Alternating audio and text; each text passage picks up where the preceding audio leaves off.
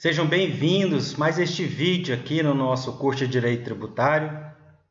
Vamos iniciar a partir de hoje a análise, a apreciação dos impostos em espécie. Vamos começar com os impostos da União. Vocês se lembram que a gente dizia que o artigo 16 do Código Tributário Nacional nos dá a definição de imposto. E de acordo com o artigo 16 do CTN, imposto é uma espécie tributária que não guarda nenhuma relação estatal específica em se considerando a pessoa do contribuinte. Vale dizer, o imposto é não contraprestacional, contrário das taxas da contribuição de melhoria.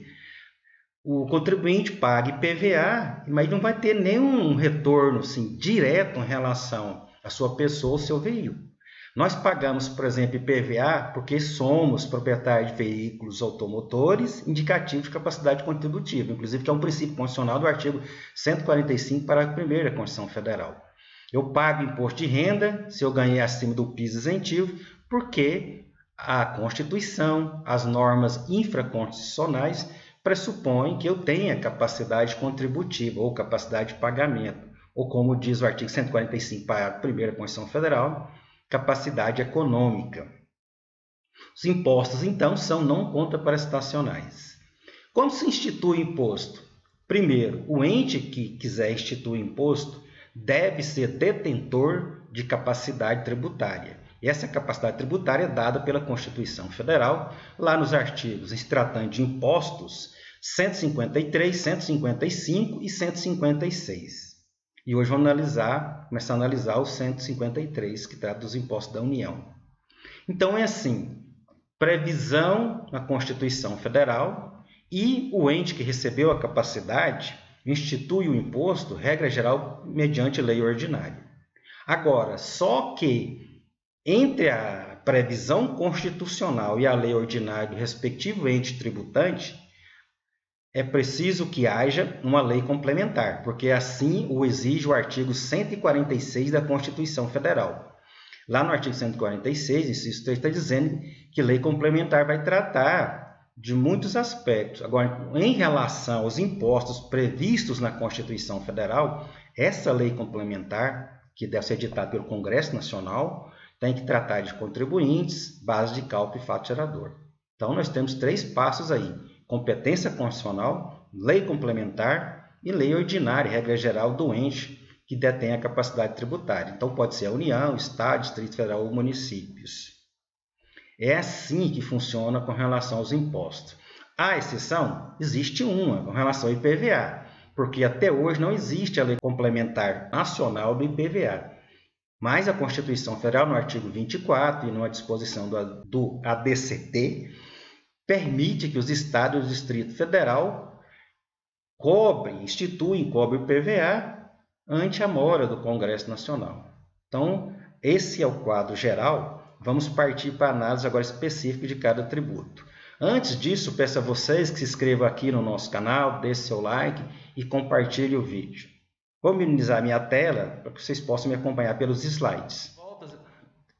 Estamos de volta e vamos começar aqui a analisar os impostos em espécie. O primeiro é o imposto sobre importação de produtos estrangeiros, conhecido pela sigla II. É o imposto da União. Imposto sobre comércio exterior, hoje no Brasil temos pelo menos 2. É este que estamos analisando, o imposto sobre importação de produtos estrangeiros e o de exportação, que vamos ver logo em seguida. Qual é a base normativa do II? Constituição Federal, artigo 153, inciso 1 e parágrafo 1º, que trata de umas exceções aqui com relação às limitações constitucionais do poder de tributar, e o artigo 150, parágrafo 1º, que também trata de outras exceções também a limitações do poder de tributar. No CTN, encontramos a base do imposto de importação, artigos 19 a 22. Agora, o diploma normativo base do imposto de importação é o Decreto-Lei 3766. Esse Decreto-Lei é uma espécie legislativa, que foi recepcionada pela Constituição Federal de 88, porque De 88 para cá, com a nossa Constituição, não existe mais decreto-lei. Existe um parente seu muito próximo, que é a medida provisória.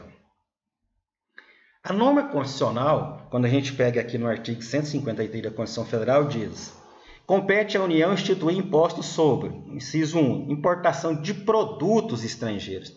Então, vocês percebam que a Constituição se refere a produto e não a mercadoria, como há em outras passagens.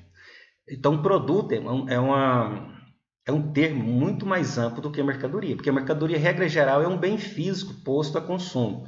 É claro que na era digital existe muita mercadoria que não é bem corpóreo. Por exemplo, o e-book e tantos outros aí. Também são mercadorias, que preenchem todos os requisitos das mercadorias, só que não é um bem incorpóreo, né? Porque dada a evolução dos tempos. Então, produto é bem mais amplo que a mercadoria. E por isso, o imposto de importação incide quase sobre tudo, até bagagem de viajante e sobre bens enviados como presente ou amostra do exterior para aqui, para o Brasil, inclusive a título gratuito. Eu me lembro de um caso registrado pela Crônica Nacional, em que um brasileiro ganhou um prêmio no exterior e quando o prêmio foi remetido para cá, ele foi retirar o prêmio e teve que pagar o imposto de importação. Ele ficou inconformado, dizendo: eu representei o Brasil, ganhei um prêmio internacional, ainda fui tributado? Pois é, pode parecer injusto, mas a norma permite. Agora, qual que é o fato gerador, o aspecto material do fato gerador, né, do imposto de importação? É a entrada da mercadoria estrangeira no território aduaneiro. Pode ser mercadoria, pode ser um produto, como vimos também, né? Essa é a base econômica, né? E o território aduaneiro é previsto lá nos regulamentos, etc., que chegou, atracou, tem que pagar, né? Um imposto de importação que é praticado o fato gerador. Agora, qual é o elemento temporal? Qual é o momento que a legislação considera que foi praticado, que esse fato gerador se congelou no tempo, porque preencheu todos os seus pressupostos? É na data do registro da declaração de importação, é chamada DI. Tem várias espécies de despacho aduaneiro, e tem uns mais simples, até os mais complexos, mas sempre precisa aqui da declaração de importação, que é a DI. E ela que congela, então, o aspecto material do fato gerador, porque depois pode ter mudança na alíquota, etc., né? E o contribuinte está resguardado, por assim dizer. Ou se a alíquota for reduzida, vai ter que pagar maior, né? Porque o seu fato gerador se congelou lá no tempo, e de acordo com o artigo 144 do Código Tributário Nacional, a legislação que rege é aquela da época consumado o fato gerador. O imposto de importação pode ser calculado pela aplicação de alíquota específica. A alíquota específica é muito realmente específica do comércio internacional, que é assim, metro cúbico, metro quadrado, tonelada, isso serve para calcular, né? E é diferente da outra alíquota que nós já conhecemos tradicionalmente aqui no Brasil, que é a de valore, ou seja, aquela em percentual, 7,5%, 15% e etc. Contribuinte do imposto é o importador. A regra geral é essa pessoa que paga o imposto de importação, desde que não haja isenção, né? Porque o imposto de importação é extrafiscal e tem muito aí, alíquota zero, etc. Isenção.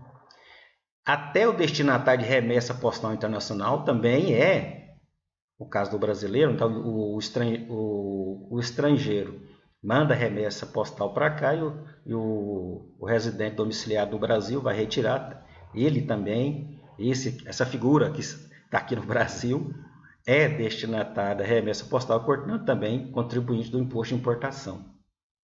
E adquirente de mercadoria interpostada, né? Aquelas que estão depositadas aí, aguardando a saída do território aduaneiro. Essa pessoa que comprar se torna também importador. A questão muito interessante envolvendo as infrações sobre o comércio aduaneiro. Aqui, no caso do imposto de importação, as infrações são as infrações previstas são perdimento de veículo, perdimento da mercadoria, perdimento de moeda, multa e sanção administrativa. Aí você pode perguntar: mas Deusmar, perdimento de veículo, perdimento de mercadoria, essas penas são válidas ante a legislação brasileira? Sim, são válidas porque a Constituição Federal, no artigo 5º, permite pena de perdimento. Vocês podem procurar, que lá vocês vão encontrar. Uma questão interessante, já decidida pelo STJ, e essa corte então entende que para o cabimento da pena de perdimento, há que se observar o princípio da proporcionalidade, desde que não haja, né, conduta reiterada, conduta ilícita reiterada. Então, deve haver proporção entre o valor do veículo, por exemplo, objeto da importação irregular, e das mercadorias transportadas. Por exemplo, se um veículo vale 80 mil e a pessoa está importando 2 mil de mercadoria de forma irregular, parece que aí, né, há essa proporcionalidade que o STJ está dizendo.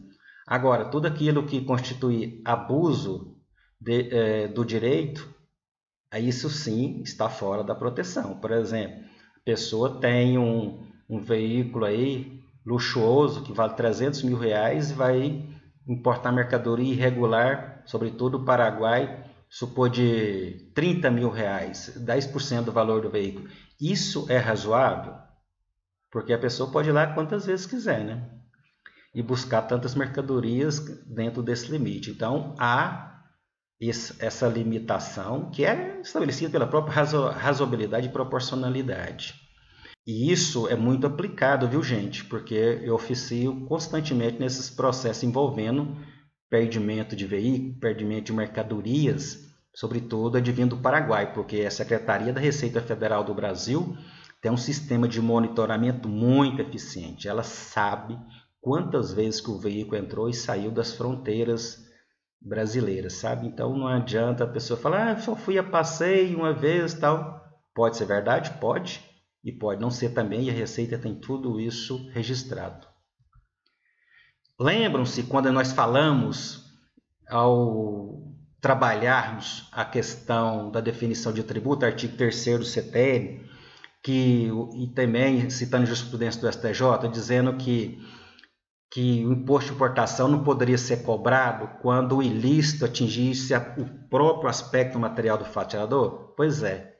Então, sim, a gente dizia naquela época que os demais tributos, como PIS e COFINS, que tem como base de cálculo receita bruta, poderiam ser cobrados, né? Porque isso não atingiria o núcleo do fato gerador, aspecto material de PIS e COFINS, que são as receitas brutas. Então, aqui há uma regra expressa, aqui, então não incide imposto de importação, PIS e COFINS, quando aplicada a pena de perdimento da mercadoria estrangeira, pois existe proibição que expressa no artigo 1º, parágrafo 4º, inciso 3 do Decreto-Lei 37 de 66. E também, especificamente em relação a PIS e COFINS, importação, tem aqui o artigo 2º, inciso 3 da Lei 10.865. É claro que, se foi decretada a pena de perdimento, o bem não foi posto à circulação. Então, não foi vendido, não tem receita bruta, etc. Está corretíssima a norma. Agora, a própria norma faz ressalva, né? Se o bem não for localizado, se for vendido, ou se for colocado, foi consumido, aí sim tem a receita bruta e deve-se cobrar PIS e COFINS. Outra questão muito interessante, que era muito recorrente, que ainda é recorrente, mas hoje está muito mais pacífica e as pessoas estão resolvendo isso administrativamente, que é a importação via os correios. Porque as pessoas físicas, dada a facilidade de importação de produtos estrangeiros, sobretudo da China, smartphone, etc., as pessoas importavam dentro da permissão legal de $100. Só que o fisco federal entendia que ele, em razão de umas portarias editadas pelo então Ministério da Fazenda, 156, 99 e a 96 de 99 também, em razão dessas portarias que limitavam essa importação a $50 e só de pessoa física a pessoa física. Então a jurisprudência já pacificou isso, inclusive a Turma Nacional de Uniformização, que é, por assim dizer, o 2º grau do Juizado Especial Federal, já resolveu essa questão, dizendo que essas portarias são ilegais, que deve prevalecer a norma que previa até $100 sem qualquer limitação, ou seja, pode ser de empresa para pessoa física e pode ser até a $100, tá? Então há muitas questões interessantes envolvendo o imposto de importação, ao contrário do que a gente possa imaginar. E é um imposto de finalidade extrafiscal, a União não usa para arrecadar simplesmente. Ele serve para preservar a livre concorrência internacional, baseada pelo princípio Arm's Length, e a saúde pública brasileira, porque nem todos os produtos que queremos importar é possível que que são autorizados a entrar no Brasil, porque isso envolve livre concorrência, saúde pública e muitos outros aspectos importantes para a saúde e para a economia brasileira. Pessoal, então era isso por hoje sobre o imposto de importação. Mais uma vez, peço que se inscrevam no nosso canal, deixe seu like, compartilhe o vídeo e até breve.